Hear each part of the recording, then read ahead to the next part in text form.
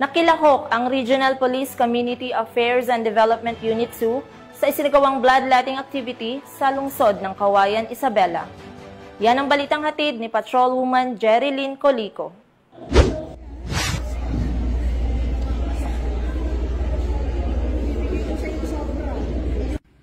Nakilahok sa bloodletting activity ang mga tauhan ng Regional Police Community Affairs and Development Unit 2 sa pangunguna ni Police Lieutenant Alilyn Wilcox, Chief Information and Communication Development Section, sa pamumuno ni Police Captain Rubian Versida, Officer in Charge RP Cadu 2, na may temang dugong alay ang lingkod bayan, kaligtasan ng mamamayan at ng bayan na ginanap kahapon, alas 9 ng umaga ay 15 ng Setyembre nitong taon sa FLD Coliseum, Barangay District 3, Cauayan City, Isabela.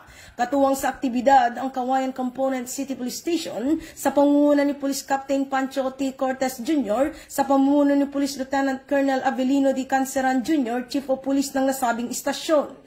Ang kaganapan ay inorganisa ng City Health Office 1 ng nasabing lungsod kasama ang Red Cross Isabela Chapter sa pangunguna ni Mrs. Nanette Cabalonga, Chapter Service Representative Blood Services, at sa pakikipagtulungan ng Cauayan Dentist Exclusive kung saan ito ay bahagi ng Civil Service Month Celebration.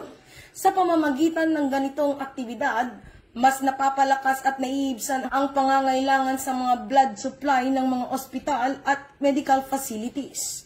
Ito ay naganap bilang bahagi ng mga pagsisikap ng bawat mamamayan ng lungsod ng Cauayan upang mapalawak ang kamalayan tungkol sa kahalagahan ng dugo at pagsuporta sa mga taong nangangailangan nito.